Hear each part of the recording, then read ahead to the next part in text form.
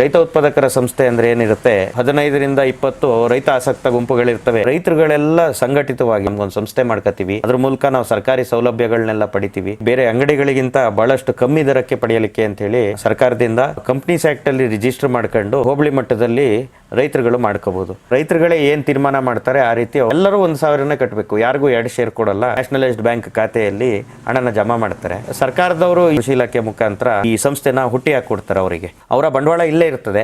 ಆದ್ರೆ ಅದನ್ನ ಬಳಸ್ಕೊಂಡು ರೈತರಿಗೆ ಈ ಶೇರ್ ಹಾಕಿರೋರಿಗೆ ಬಹಳಷ್ಟು ದುಡ್ಡು ಉಳಿತಾ ಹೋಗ್ತದೆ. ಈಚೆ ಕಡೆ ಏನು ಮಾರುಕಟ್ಟೆಯಲ್ಲಿ ದರ ಸಿಗ್ತಾ ಇದೆ ಅದಕ್ಕಿಂತ ಬಹಳಷ್ಟು ಕಮ್ಮಿ ದರಕ್ಕೆ ರೈತರಿಗೆ ಇದನ್ನೆಲ್ಲ ಒದಗಿಸ್ಕೊಡ್ತಾ ಇದೀವಿ. ಇಲ್ಲಿ ಕೀಟನಾಶಕ, ರಸಗೊಬ್ಬರ, ಬಿತ್ತನೆ ಬೀಜ, ಟಾರ್ಪಲ್ ಇರ್ಬೋದು, ಈ ಬ್ಯಾಟರಿ ಸ್ಪ್ರೇಯರ್ಸ್ ಇರ್ಬೋದು, ಬ್ರಷ್ ಕಟ್ಟರ್ಗಳು, ಮೇವು ಕತ್ತರಿಸುವ ಯಂತ್ರ, ಮರ ಕತ್ತರಿಸುವ ಯಂತ್ರ, ಅರ್ಥಾಗರ್, ರೋಟರಿ ಟಿಲ್ಲರ್ ಸಲಕರಣೆಗಳು ಏನಿದಾವೆ ಪ್ರತಿಯೊಂದು ಕೂಡ ರೈತ ಉತ್ಪಾದಕರ ಸಂಸ್ಥೆಗೆ ತರಿಸಲಾಗುತ್ತೆ. ಮಾರ್ಕೆಟ್ ಅಲ್ಲಿ 3,300 ರೂಪಾಯಿ ಇದೆ ಸ್ಪ್ರೇಯರ್ಗಳು. ಕೆಲವು ಒಳ್ಳೆ ಕಂಪ್ನಿದು ಡಬಲ್ ಮೋಟರ್ಗಳು 2,700 ರೂಪಾಯಿ ಕೊಡ್ತಾ ಇದೀವಿ. 500 ರೂಪಾಯಿ ಕಮ್ಮಿ ಕೊಡ್ತಾ ಇದೀವಿ ಮಾರುಕಟ್ಟೆಗಿಂತ. ಔಷಧಿಯ ಬೆಲೆ ಒಂದು 300 ರೂಪಾಯಿ ಇದೆ ಅಂತ ಹೇಳಿದ್ರೆ 250 ರೂಪಾಯಿಲಿ ಕೊಡುವಂತ ವ್ಯವಸ್ಥೆ. ಸಬ್ಸಿಡಿ ಇರೋಂಥವು ಸಬ್ಸಿಡಿಲೂ ಸಿಗ್ತವೆ. ಕಂಪನಿಯಿಂದ ಈ ಸಂಸ್ಥೆಗೆ ಯಾವುದೇ ಸಲಕರಣೆಗಳು, ಉಪಕರಣಗಳು, ಯಾವುದೇ ಔಷಧಿಗಳು ಏನೇ ಬೇಕಾದ್ರೂ ನಾವು ತರಿಸ್ಕೊಂಡು ರೈತನಿಗೆ ಅತ್ಯಂತ ಕಮ್ಮಿ ಬೆಲೆಯಲ್ಲಿ ಸಂಸ್ಥೆಯ ಬಾಗಿಲಲ್ಲೇ ಎಲ್ಲ ಸೌಲಭ್ಯಗಳು, ಸರ್ವಿಸ್ಗಳು ರೈತರಿಗೆ ನಾವು ಒದಗಿಸ್ಕೊಡ್ತಾ ಇದೀವಿ. ಇದನ್ನೆಲ್ಲ ಇನ್ಪುಟ್ ಬಿಸ್ನೆಸ್ ಅಂತ ಹೇಳಿ ಹೇಳ್ತೀವಿ. ರೈತರಿಗೆ ಆಗುವಂತ ಅನುಕೂಲಗಳು. ಒಬ್ಬನೇ ರೈತ ಕೂತ್ಕೊಂಡು ಏನು ಮಾಡೋಕ್ಕಾಗಲ್ಲ.